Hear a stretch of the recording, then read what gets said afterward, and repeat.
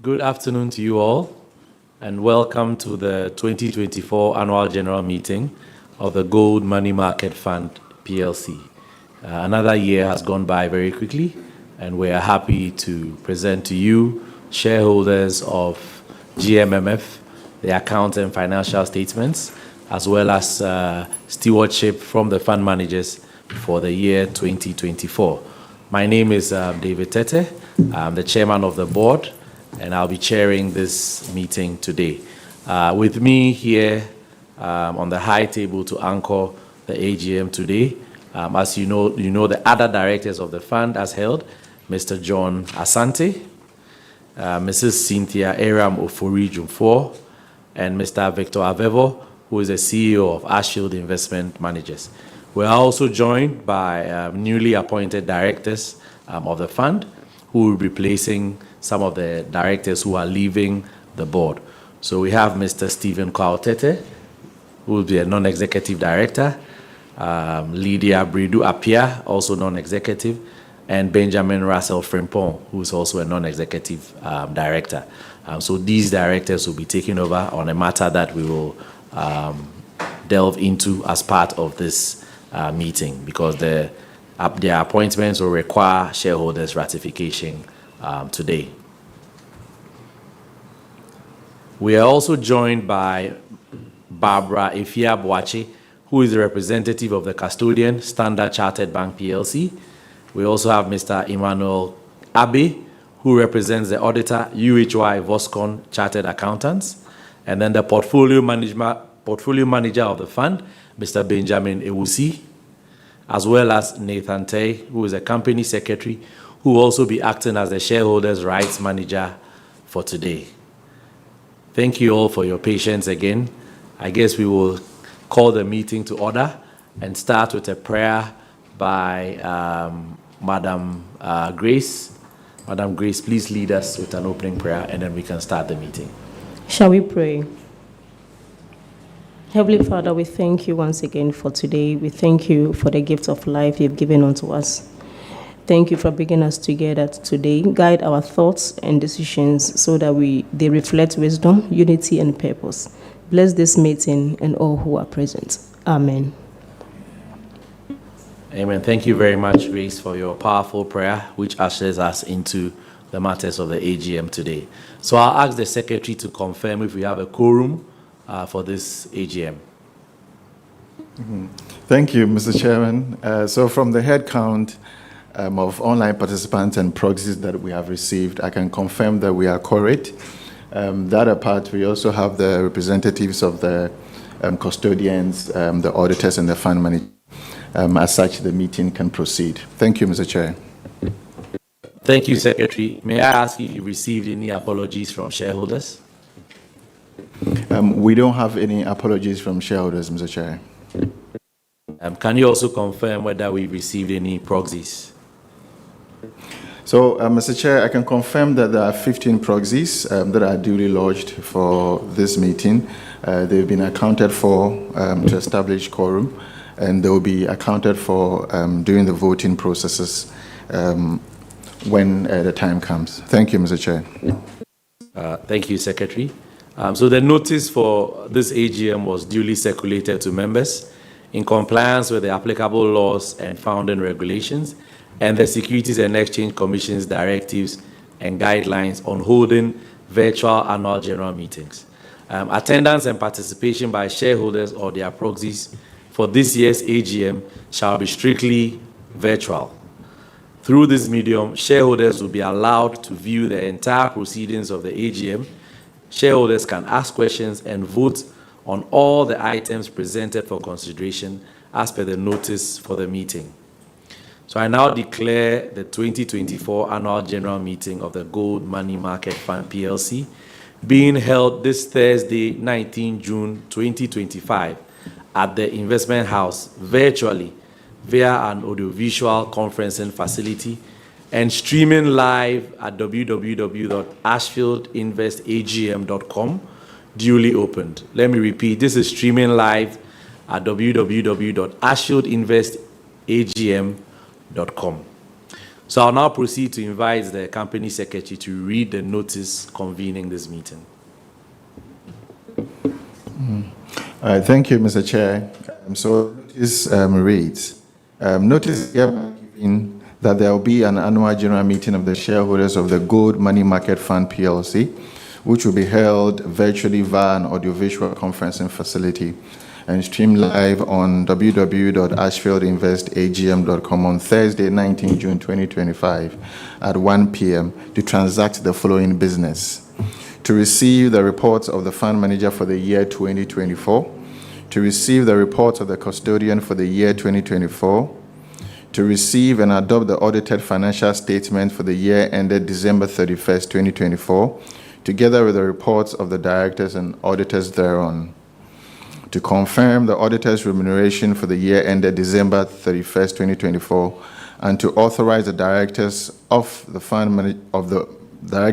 the fund to fix the remuneration of the auditors for the ensuing year ending December 31st, 2025. To ratify the appointment of Mr. Stephen Kwautete as a non-executive director of the fund. To ratify the appointment of Madam Lydia Bredo Apia as a non-executive director of the fund. To ratify the appointment of Mr. Benjamin Russell Frimpong as a non-executive director of the fund. And to approve the director's remuneration. Mr. Chairman, with your permission, I will skip the general notes. And this notice was dated 26th May 2025 by order of the board. Nathan Tete, Company Secretary. Thank you, Mr. Chair. Thank you, Nathan. So the agenda has been distributed to all shareholders as part of the notice of this meeting. May I ask if there are any objections or additions recommended for the agenda today? We don't have any objections, Mr. Chair. So if there are no comments, amendments, or objections, shall we entertain a motion at this time to approve the agenda? May a member move, and may we have a member to second the motion?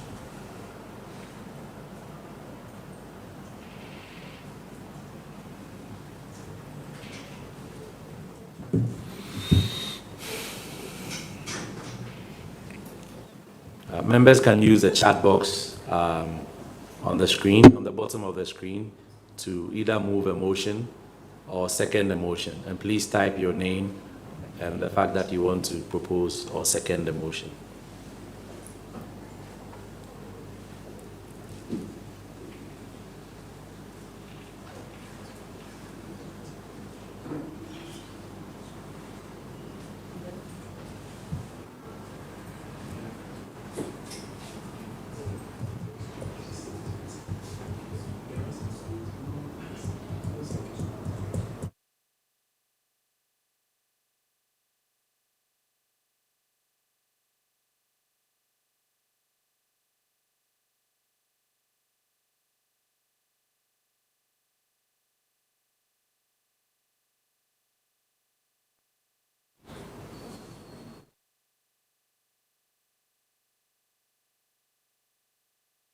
Secretary to check the portal to confirm.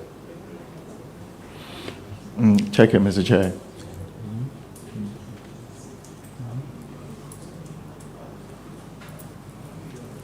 Is that my tissue?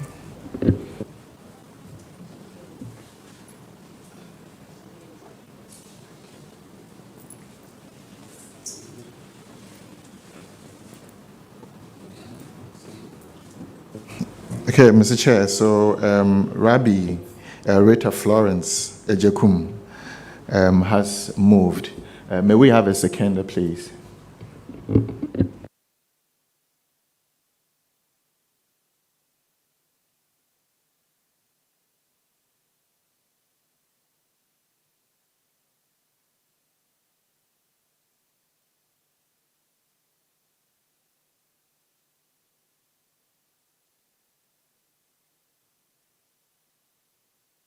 Mr. Chair, so Gertrude Adenya has seconded the motion.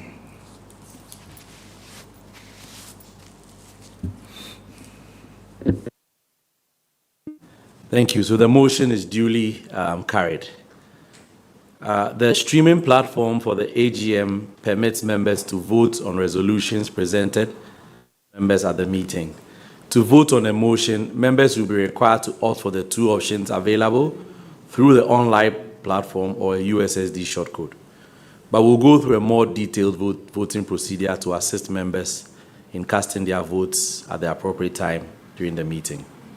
In the notice convening the meeting, shareholders were encouraged to send questions in advance for the AGM by mailing them through to hello@ashfieldinvest.com.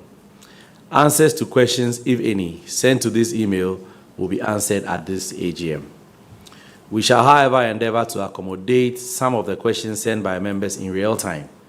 So you can ask questions by locating the chat box to the right of your screen, type in your question, and click send, and we'll do well to respond to you from this meeting.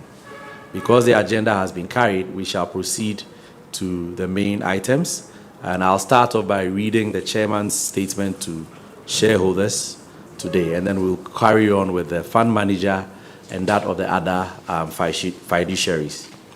So, dear valued shareholders, on behalf of the Board of Directors of the GMMF PLC, I warmly welcome you to the 2024 AGM of the fund.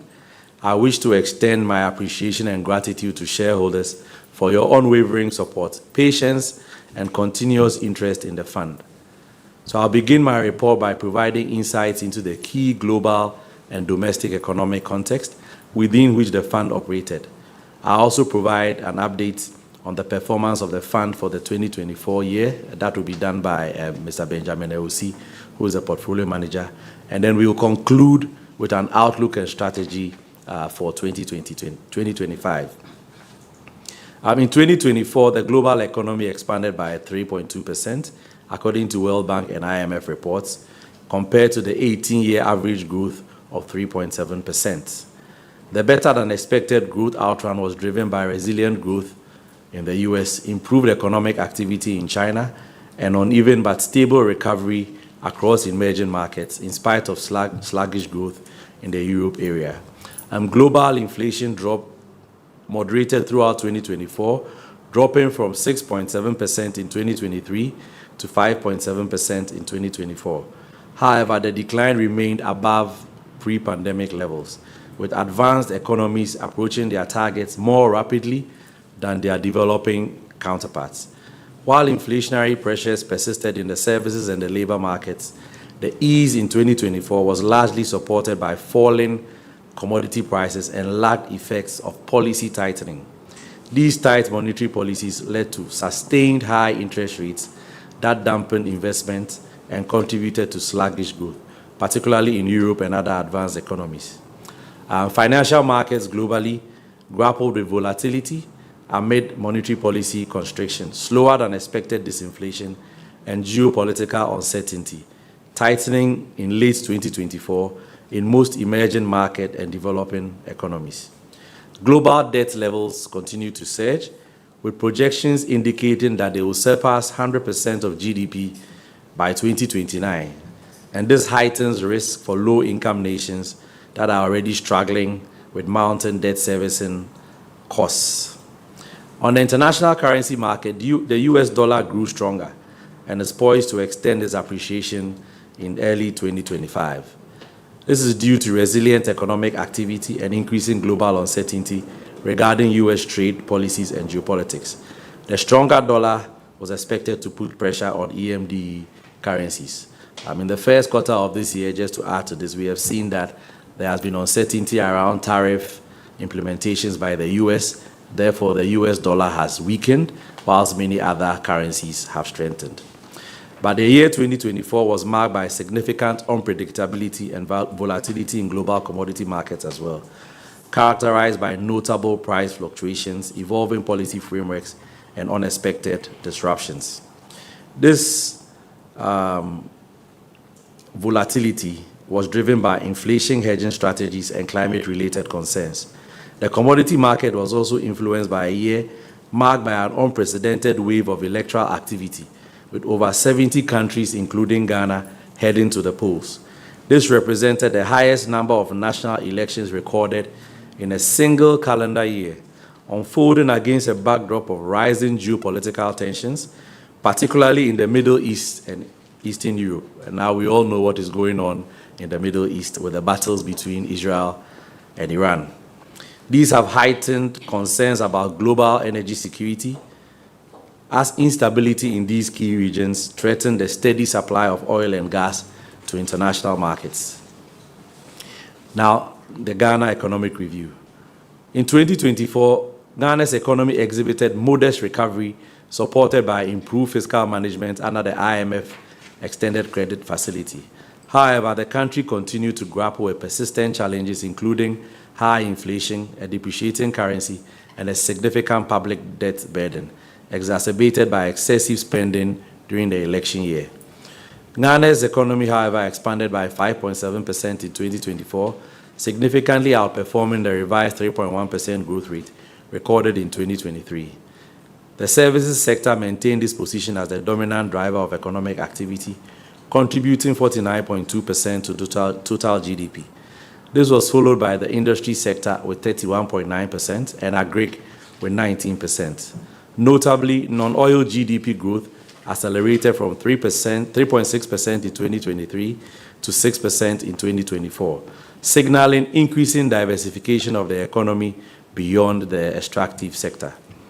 Within non-oil GDP, the services sector remains the largest contributor at 46%, followed by industry at 30.8% and agric at 22.2%.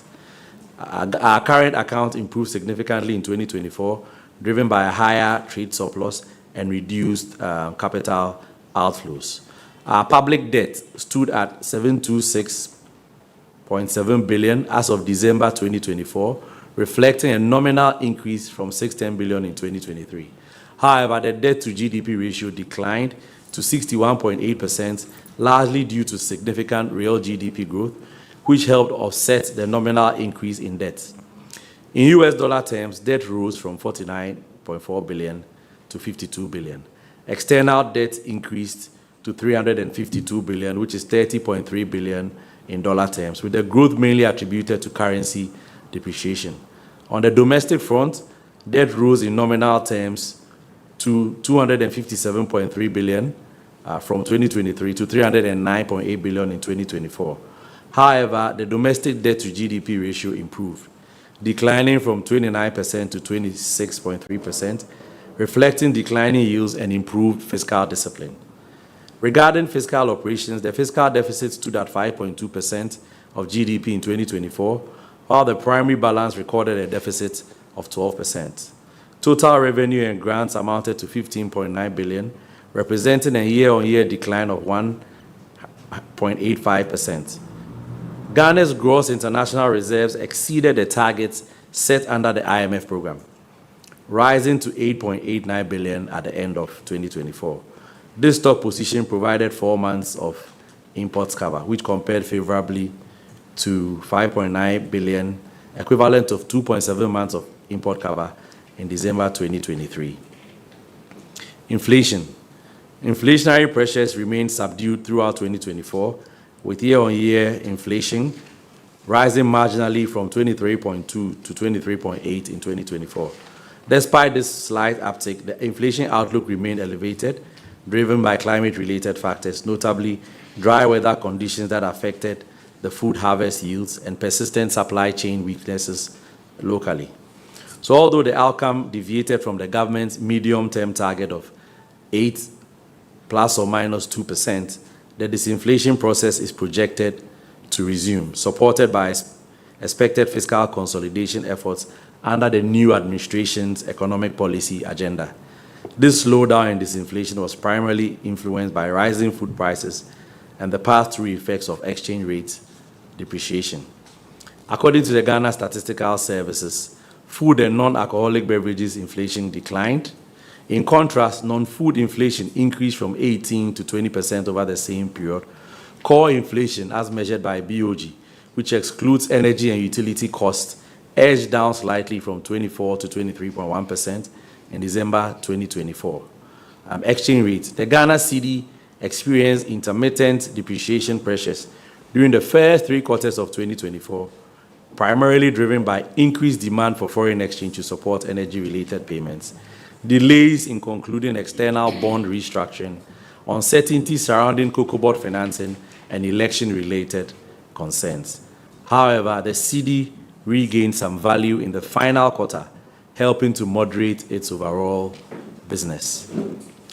Despite the late year recovery, the cedi recorded a year-end depreciation of 23.74% against the US dollar, 21.5% against the British pound, and 15.9% against the euro. The central bank attributed these fluctuations to heightened market volatility arising from domestic and external factors. The monetary policy rate.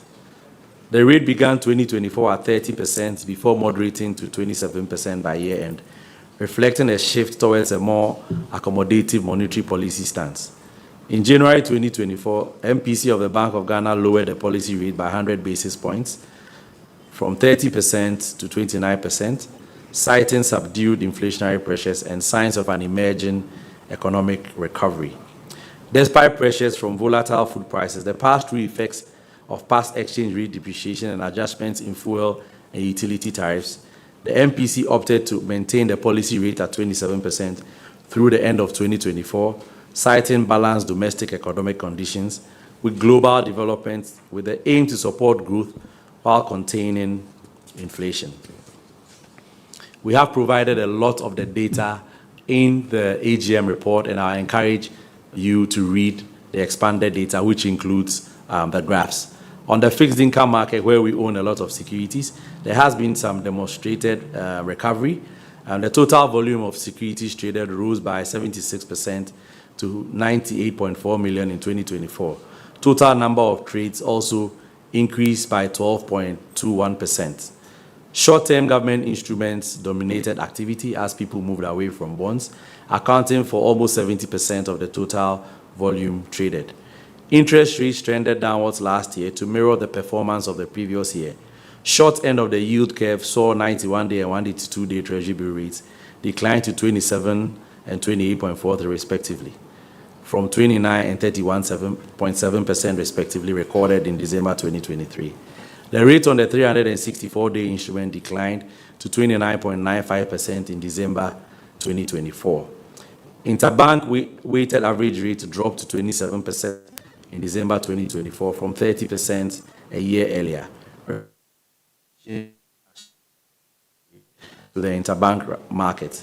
This decline contributed to a marginal reduction in average lending rates from 33.75 to 30.75 over the same period. As shareholders can tell, it's been a very turbulent and volatile period for both global markets and our domestic exchange, and the fund manager has had to manage all these risks in order to deliver a positive return to you. So I'll now call on the fund manager to read the report of the fund itself to you, the shareholders. So I'll invite Mr. Benjamin Usi, who is the fund manager for GMMF, to read the fund report for 2024. Thank you, Mr. Chairman, and thank you, our cherished shareholders, for joining us. So I'll take the performance of the fund for the year 2024. As you are aware, the fund is an open-ended mutual fund which invests solely in money market instruments. And our intent is to provide enhanced liquidity, income growth, and the preservation of wealth of our shareholders. And we also seek to invest both in the domestic market as well as in the global money market securities. During the year 2024, The fund recorded a moderate growth of 0.3% in the total asset under management, moving from a little over 100.95 million to 101.25 million Ghana cedis. This is even on the back of the challenges that we have experienced over the recovery of the assets of the fund. The total number of shareholders also increased from 11,629 shareholders to 11,636 as at the year end 2024. The fund recorded a net asset value growth, which determines your returns if you had invested from the beginning of the year to the end of the year. You would have earned a little over 36.19% as at the end of 2024. As at December 2024, the fund had invested a total of 1.44% in the Government of Ghana securities, and then 8.75% in the cocoa bonds, 27.5% in certificates of deposit, 40.62% in other money market funds, whilst the other sleeves in the portfolio was invested in repurchase agreement, which constitute 1.28%, as well as other government debts, which are assets that has been validated, but we are yet to recover, sharing 20.72%. And the remaining 2 was invested in cash and cash equivalent. Now we'll take a look at the outlook and what our strategy is coming into this year, 2025. As Mr. Chairman, you've presented, the Ghana's economy may present a very cautious, but this is supported by a fiscal consolidation effort that we expect the new government to pursue, as well as some policy reforms, and then the recoveries in key sectors like agric and then the service sector. According to the IMF, the country's real GDP is projected to grow at a rate of 4.4% in 2025. And this growth is expected to be driven by agric, supported by growth in gold exports, and as well as the services sector, as well as other government infrastructure development and investment in human capital. The expansion of these key sectors, coupled with increased industrial output, should contribute to more diversified economy, which is less dependent on the traditional commodities. In our outlook, we also see the global environment to play a pivotal role in shaping Ghana's economy, especially as an import-dependent economy of ours. According to the IMF, the world outlook for global growth is expected to pick up to 3.3% in 2025 and remain stable, driven by advanced economies and sustained demand for commodities. On the fiscal front, Ghana continues its efforts to reduce its budget deficit and stabilize its public debt. The IMF expects our fiscal deficit to narrow to 5.3% of GDP by 2025. And this will be aided by improved revenue mobilization through tax reforms, better management of public expenditure as well.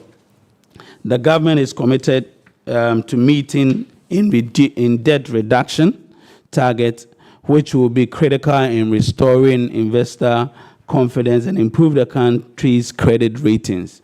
And this is our outlook has manifested in the past days, where Fitch has upgraded Ghana's rating to B- with a positive outlook. The Ghanaian government's effort to implement public sector reforms and strengthen the physical sector will also be essential in supporting long-term economic stability. Now, our strategy for the year 2025. Our foremost priority is to safeguard investors' funds whilst optimizing returns and ensuring that the growth that we experienced in 2024, while we also seek diversification across different securities and across different sectors. The fund is currently exploring opportunities to trade in international securities to achieve a more diversified portfolio. We are also looking towards leveraging our investment application, which is our Invest app, to harness technology to provide our customers with deeper insight and enhance accessibility to their investment portfolio. Finally, I would like to thank all shareholders for your unwavering commitment and support throughout the years. Even when the fund liquidity was challenged, you've stayed true to us. And now that the fund is liquid, we can only thank you. We want to extend our heartfelt appreciation to you for the patience and confidence you've had in Ashfield, and we want you to continue to stay with us. Thank you, Mr. Chairman. Thank you very much, Mr. Ewusi, for the report. We will ask if members have any questions or comments or remarks from the fund manager's report. As indicated, just open your chat box and then you can type in your question. Even if we don't see it now and it comes in later, we'll endeavor to answer your questions. Please check, Secretary, if there are any questions from members. Mr. Chair, we don't have any now, so we may want to proceed. But we'll read them out as and when they come in. Okay, so the next item on the agenda is the custodian's report. The custodian of the GMMF is Standard Chartered Bank PLC, who have been the custodians of the bank of the fund since inception. So we will now call on Barbara Efiabuachi from StanChart to present the custodian's report to members. Thank you, Mr. Chairman. The reports of the custodian to the investors of the Gold Money Market Fund. Standard Chartered Bank Ghana PLC confirms the investment holding for Gold Money Market Fund as at December 31st, 2024 as follows. Fixed deposits, 2,521,815.07.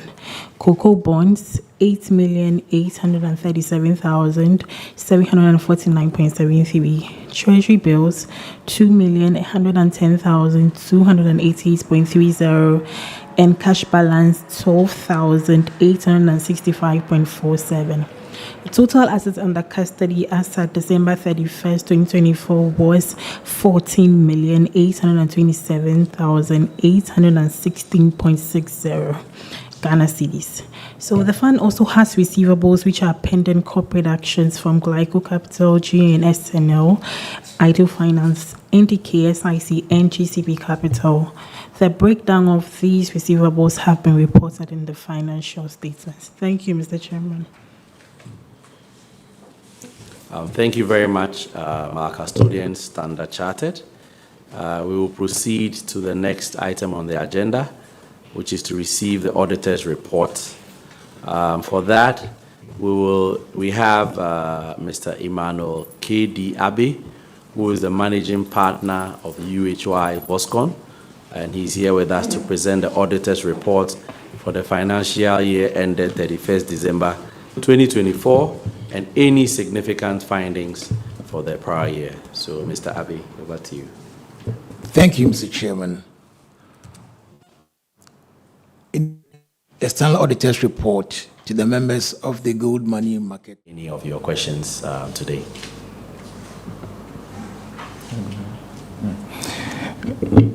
Thank you, Mr. Chair. So we have some questions coming. We have questions from Hereford Ofori, Francis Kabonsu, Mary Nyakwan Otei, and Patrick Mark Doku. The questions are similar, so with your permission, we want to allow the fund manager to deal with the questions together. So they pertain to assessing the client account, and generally how to basically get their investments or have access to their monies. Okay. Thank you, Mr. Chairman. We have provided various channels for shareholders to engage the fund manager since we took over. We've made available our contact. We've also very active and responsive to our email, which is at hello@ashfieldinvest.com. I want to urge all shareholders, if you are yet to receive any statement from us, to kindly reach out to us through hello@ashfieldinvest.com, and we will promptly respond. The challenge has always been that the shareholders register lacks some basic contact information of shareholders, and we have progressively sought to update these KYCs. So it's possible that a shareholder hasn't heard from us. It's also because we don't have their records. Secondly, if a shareholder wants to redeem a portion of his investment, you can also reach out to us through the hello@ashfieldinvest.com, or you can visit our website at ashfieldinvest.com. You download a redemption form or withdrawal form, you complete it with your details and submit it through the hello email, and we will process your payment promptly through the provided account details that you filled on the form. Thank you, Mr. Chairman. Okay, thank you. Are there any more questions which are related to the financial report that has been presented? So I'll ask that you restrict the questions there on the financial report. There will be another section where members can ask questions on operations of the fund, etc. Then I'll hold on, Mr. Chair, until we get to question time. Okay. I think I'll let you, the secretary, take the shareholders through the voting procedure because we've reached a time where we have to pass motions to vote on the financial report. Thank you, Mr. Chair. So members will be required to vote either through the online platform or through a USSD shortcode. So the two voting options will allow members to cast their vote in real time. In terms of option one, that is voting via the online platform, this is available to all shareholders, including those outside Ghana, and will require members to use a computer or a smart device. So to participate in the voting exercise via the online platform, members should locate the vote box at the bottom of the broadcast screen and follow the following steps. Enter the unique token number that was used to join the meeting. Members then have to click on Cast Your Vote. Then once they have done that, they will see a list of resolutions to be voted for. Members should follow the voting process by clicking the plus sign, then select their voting option. Option two, which is voting via the USSD shortcode. This option allows voting for shareholders without a smartphone or a computer. And to participate in the voting exercise via the shortcode, members should dial *899 *4#, *899 *4# on their phone. You can go ahead and enter the unique token number used to join the meeting. Once they've done that, they can select the vote option and then click send. Members should kindly note that there are three voting options. Shareholders can vote for a motion, against a motion, or abstain from a motion. Members should also note that they can only vote on any of the resolutions when the chairman declares voting open on that specific resolution. So, for example, you cannot vote on resolution 2 when the chairman has only opened voting for resolution 1. Also, when the chairman closes voting on a resolution, a member cannot access or vote on that resolution. That will be all, Mr. Chair. Thank you. Thank you, Mr. Secretary. I think we will proceed to vote the agenda items that require vote. So I'll table the motion, and then I'll ask a member to second. Please note that when a motion is tabled for consideration, I'll invite a shareholder to second before it is put to the vote. A shareholder who decides to second the motion through the virtual platform must provide their full name and clearly states that they are seconding the motion that has been tabled. Please do this in your chat box. So with the above in mind, we move on to the first motion, the adoption of the audited financial statements.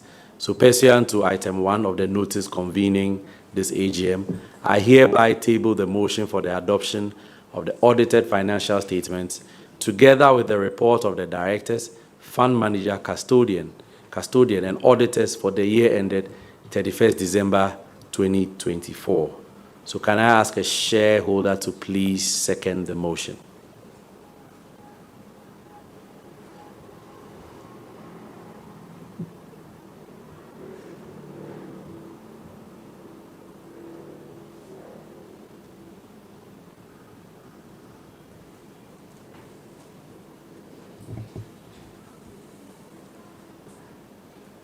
To second the motion, you type in your full name and the fact that you are seconding the motion in the chat box on your screen.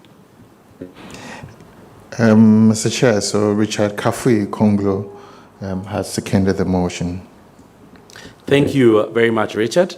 I'll now invite shareholders to vote for, against, or abstain from the motion.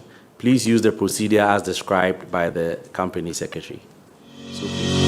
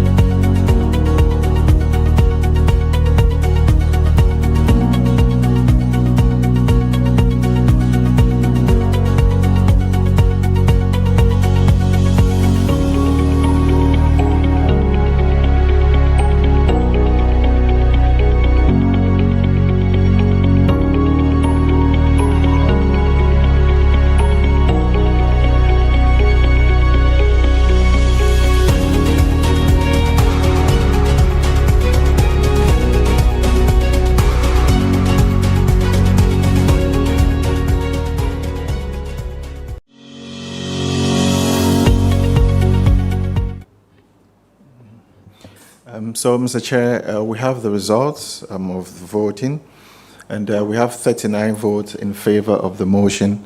We have 0 against and 4 abstaining. Thank you. By order of the votes received, I accordingly declare that the motion is duly carried.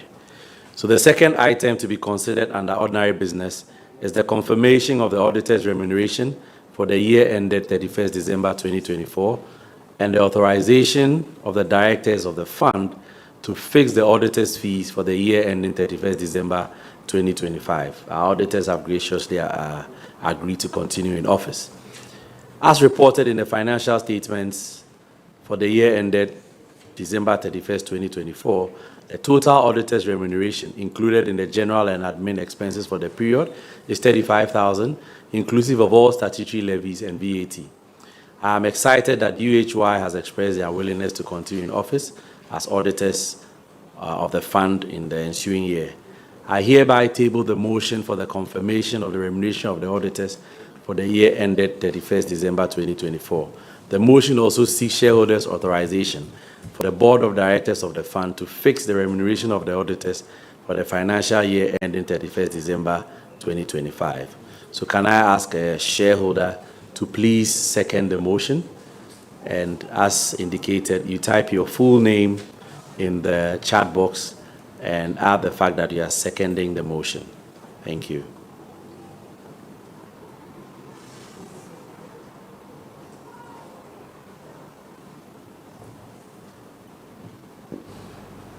Mr. Chair, so Callistus, Nepal, has seconded the motion. Thank you very much, Callistus. I now declare voting opened, and I invite shareholders to vote for, against, or abstain from the motion.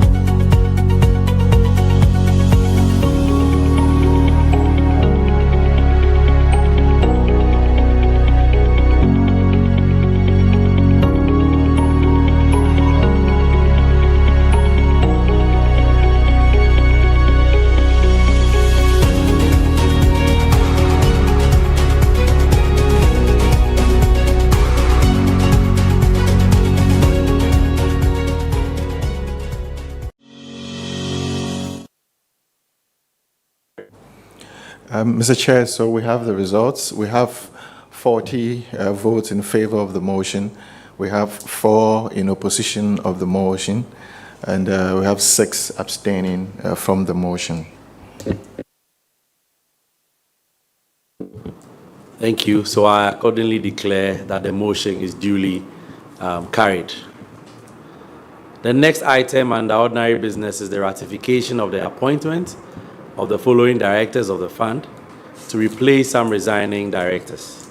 The resigning directors are Mr. John Asante, Mr. Victor Avevo, and myself, David Tete. We have 3 very experienced directors that have been nominated and have been approved by the Securities and Exchange Commission to continue in office as directors, and that would require ratification by shareholders. The board is very pleased to recommend the directors for ratification as independent directors. Their extensive experience in the banking, securities, and investment industry and track record of success in relevant achievements make them very ideal candidates to contribute to the board's strategic decision-making. Their expertise will be very valuable as the company navigates the next level of strategic challenges and opportunities. The appointments also enhance the diversity of the board, bringing in a unique perspective and enriching the overall discussion. The board believes that the appointments will significantly benefit the fund's growth and governance. So we put our full support behind these appointments. I'll ask the secretary to read out the brief profiles of the incoming directors. Mr. Secretary. Thank you, Mr. Chair. So I will read the profile of Mr. Stephen Kwao Tete. Mr. Tete is a renowned economist and a financial sector expert with over 40 years of experience in economic policy. banking operations, and financial market development. He has held key roles at the Bank of Ghana, including Director of the Central Securities Depository and Chief Manager of the Payment Systems Unit, where he led major reforms such as the Payment Systems Act 2003 and the Central Securities Depository Act 2007. As CEO of Central Securities Depository Ghana Limited, he successfully transitioned it into a profitable, independent entity and unified it with the Ghana Stock Exchange's depository. He also played a regional leadership role at West African Monetary Institute, initiating the name of the West African single currency, the ECO. Mr. Tete is the founder and chairman of Queensland Cooperative Credit Union, now serving over 1,800 members with assets exceeding 4 million Ghana cedis. He holds an MA in Economic Policy Management from McGill University, a BA in Economics with Mathematics, a Diploma in Education, and a Teacher's Specialist Diploma in Mathematics. The profile of Mr. Benjamin Russell Frimpong. Mr. Frimpong is a strategic business leader with extensive experience in digital banking, fintech, and customer success. He currently serves as acting head of e-business solutions at First Bank Ghana, where he leads initiatives to grow digital channel adoption and revenue, aiming to increase its contribution from 2% to 10% within 3 years. Previously, Mr. Frimpong was the head of remittance, Momo, and agent banking at the same bank, where he expanded the agent network from 352 to over 12,800 and increased transaction volumes tenfold. His earlier roles include Customer Success Manager at InfoBabe Ghana, where he grew monthly recurring revenue from 250,000 euros to 410,000 euros, and Commercial Regional Manager and Zonal Sales Manager at Vodafone Ghana, overseeing monthly revenues of 18 million Ghana cedis. He began his career at Unilever Ghana and Silverbird Cinemas, delivering strong growth through channel optimization and revenue diversification. The nominee holds an MBA from Frankfurt School of Finance and Management and a BA in Sociology from the University of Ghana. The profile of Madam Lydia Bredo Appiah. Madam Bredo Appiah is a seasoned banking professional with over 30 years of progressive experience in the financial services sector, with expertise spanning customer service, banking operations, sales, and business development.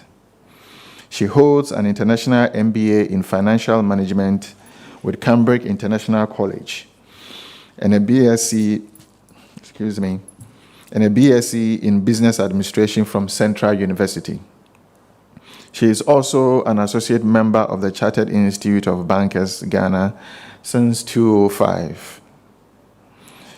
Madam Lydia also held key roles, including branch manager and business development manager, where she consistently exceeded targets in customer acquisition, deposits, loans, and revenue growth. Her strengths in financial analysis, relationship management, and strategic client engagement have been central to her success.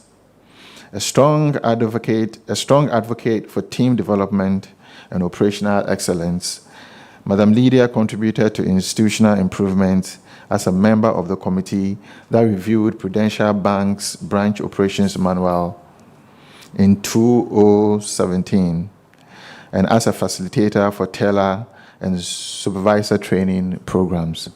Thank you, Mr. Chair. Thank you, Secretary.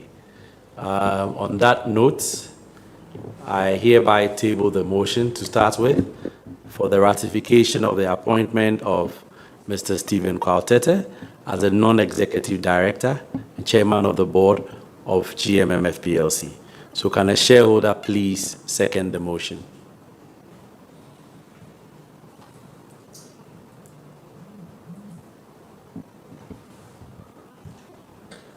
Mr. Chair, so Harriet Ejay Trim has seconded the motion. Thank you very much, Harriet. I now declare the voting opened, and I accordingly invite shareholders to vote for, against.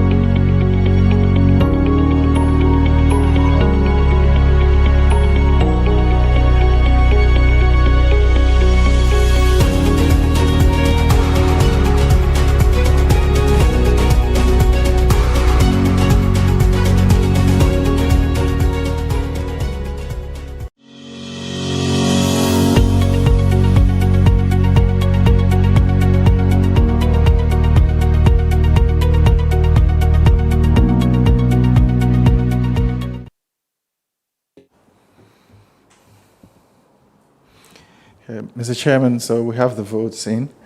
We have 47 voting for the motion. We have 0 against and 5 deciding to abstain. Thank you, Secretary. I accordingly declare that the motion is duly carried. Again, I table the motion for the ratification of the appointment of Lydia Bredu Apia as a non-executive director of a GMMF PLC. So can a shareholder please second the motion? Again, type in your full name and the fact that you are seconding the motion in your chat box.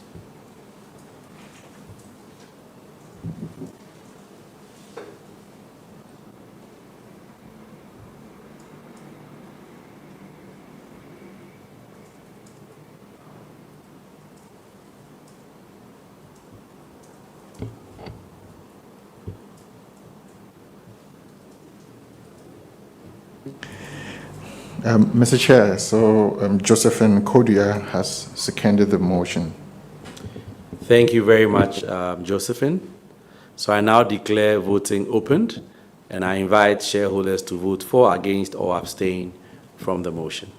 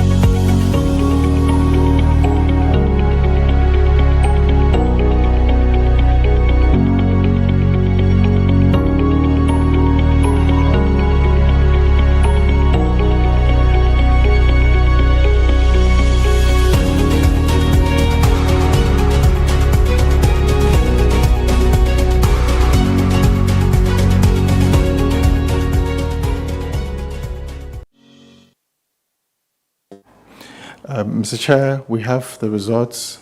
We have 44 voting in favor of the motion. We have 1 against and 6 abstentions. Thank you, Secretary. I accordingly declare that the motion is duly carried. And the last one, let me table the motion for the ratification of the appointment of Benjamin Russell Frimpong as a non-executive director of GMMF PLC. I'll ask that the shareholder please second the motion.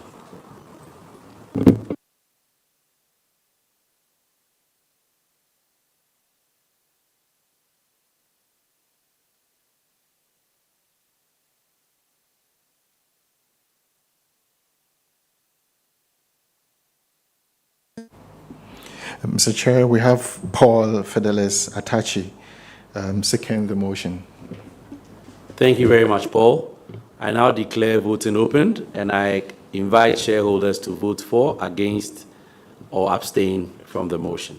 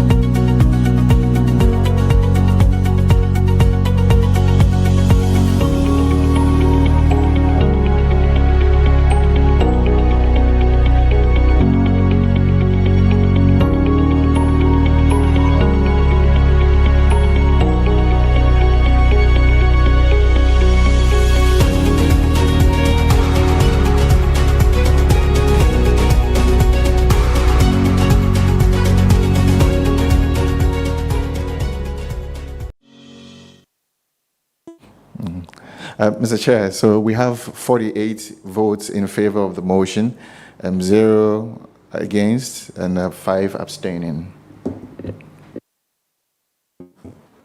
Thank you very much, Secretary. So I declare that the motion is duly carried. On behalf of the fund, I extend my warmest congratulations to each of our newly appointed directors.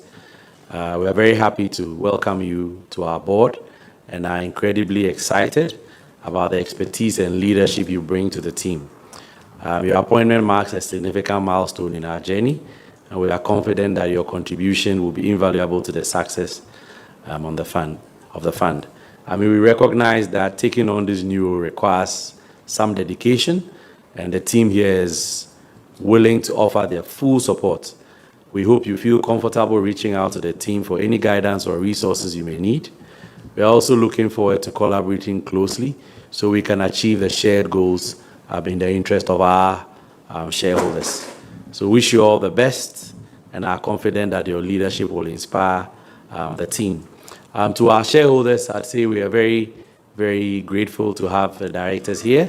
Being in a fiduciary role in the financial markets these days is not easy, and it was very difficult to go through the process to find directors that can be vetted by the SEC, who are also happy to join this board, which is on an evolving journey.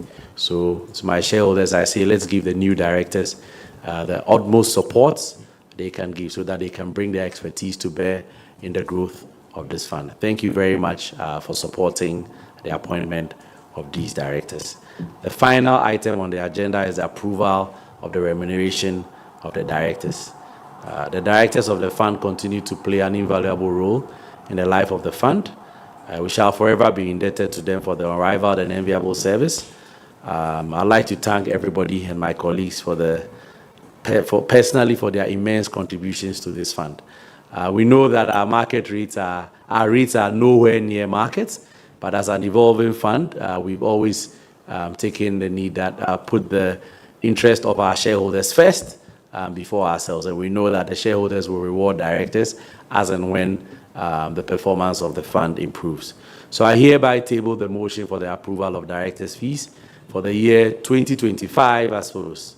A monthly allowance of 2,400 for the chairman and 1,800 for independent members. Sitting allowances of 1,250 for the chairman and 1,000 for independent members. I'll ask the shareholder to please second the motion.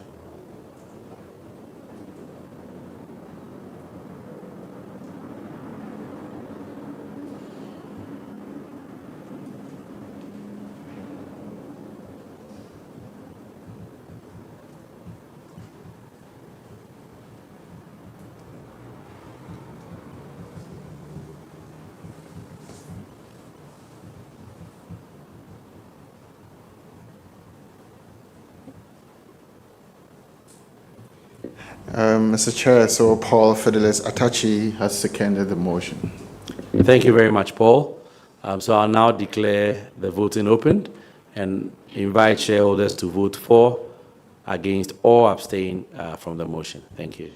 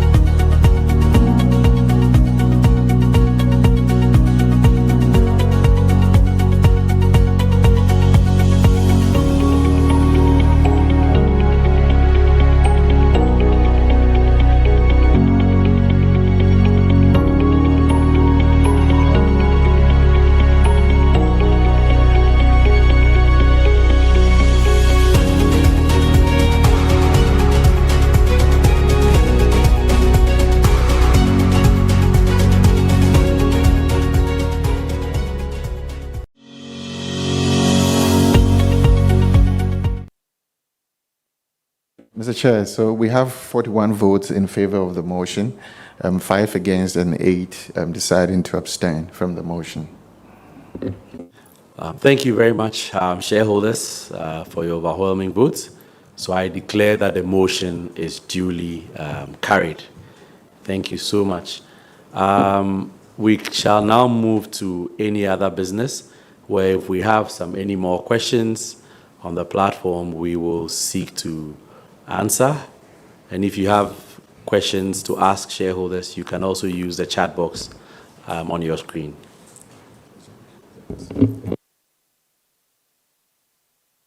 So we do have a request from shareholders to see the faces of the new directors again. So maybe I'll ask our technical team to start with the incoming chairman, Mr. Stephen Tete. If you can put his face on the screen. Thank you. So this is Mr. Stephen Tete.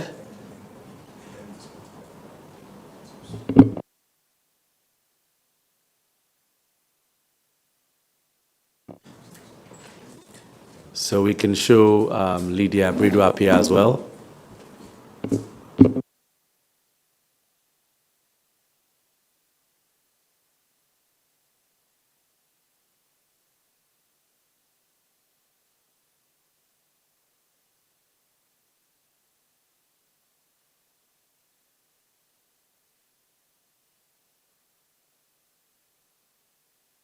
Okay, we can also now show Mr. Benjamin Russell Frimpong.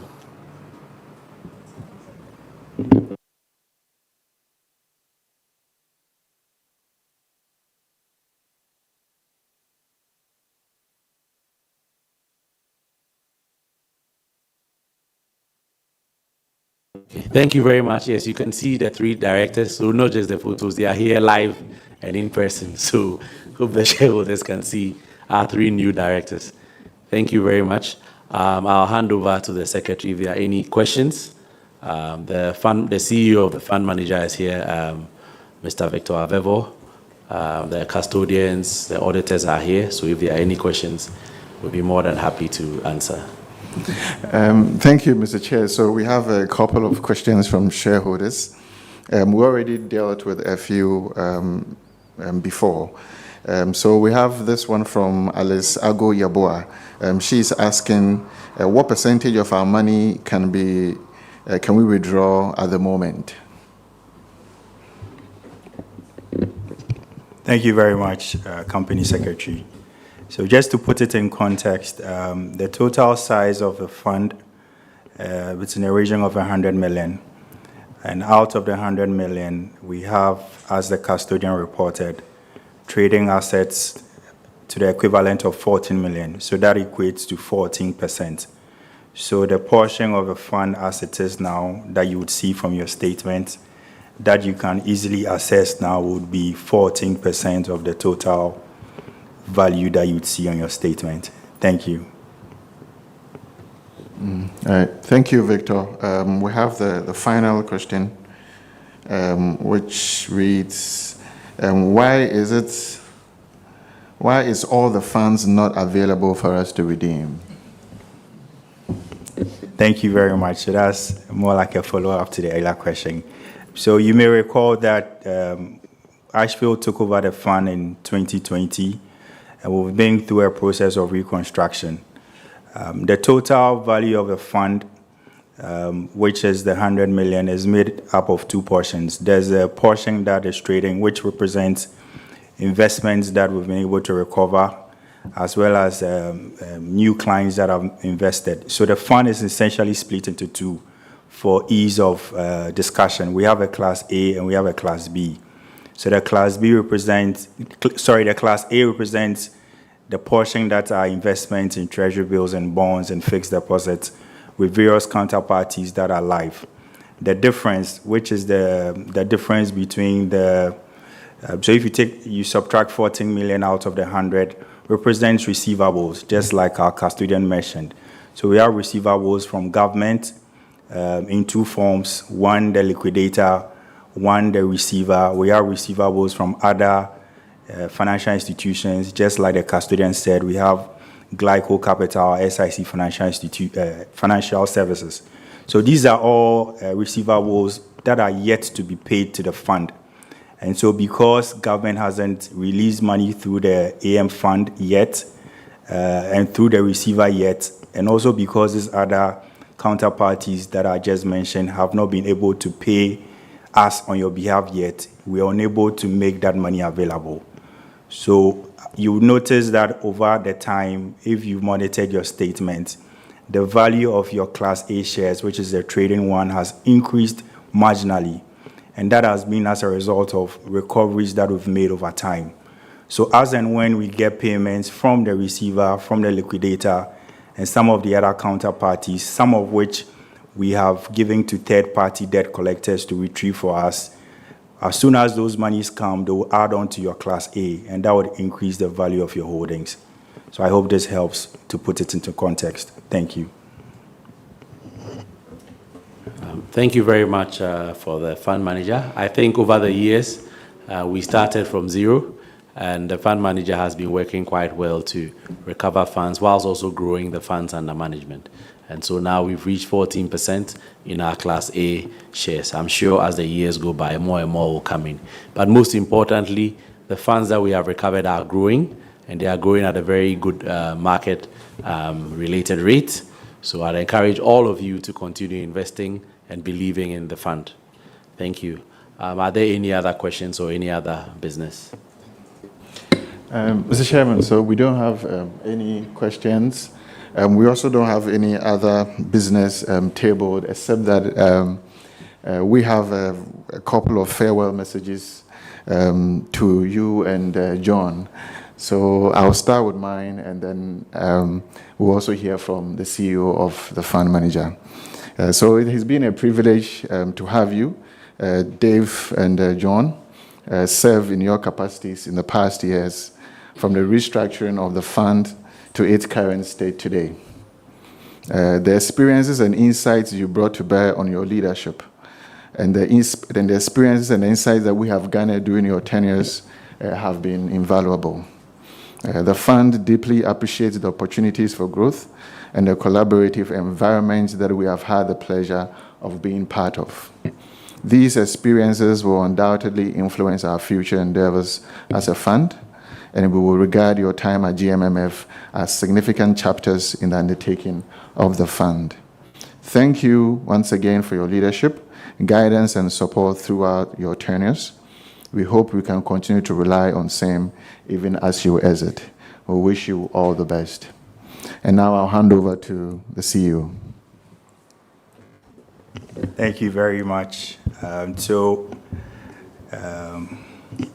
behalf of Ashfield Investment Managers, I extend our deepest gratitude to you, David and John, for your outstanding service and instrumental roles that you've helped in shaping the journey of the fund, from the early days of the fund's restructuring to its current stability and progress.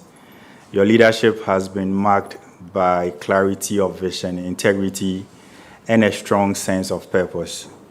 You've not only provided strategic direction, but you've also fostered a culture of accountability, partnership, and innovation. It has been a privilege working alongside you, and the whole team is truly grateful. We will continue to build on the foundation that you've helped us to lay. And on behalf of myself and the whole Ashfield team, I wish you success in all your endeavors. Thank you once again for everything. Thank you, Secretary, and thank you, CEO, for your very kind words. I'd like to thank all shareholders for attending today's meeting and for your active participation and valuable contributions, as always. We've never taken that for granted. It's been a pleasure to serve you. I'm only moving from the front of the camera to the back. I still remain a shareholder and fully supportive of the fund. And I know that I'm handing over to an even more competent team, which will take you through the next phase of growth of this fund. I know that we've successfully addressed the key objectives outlined on this agenda today, and I appreciate the collaborative spirit that you all displayed on us. Our next meeting will be held next year to again review the progress of the fund, and I'm confident that our collective efforts will lead to a successful and profitable fund. So I'd like to say thank you all for your valuable time and commitment for the meeting today and in support of the fund. And as always, I'll end by saying, please encourage your family, your friends, and your friends of friends, and your colleagues to invest in the Gold Money Market Fund, because Ashfield can deliver solid returns for them. Thank you so much, and enjoy the rest of your day. God bless us all. Bye.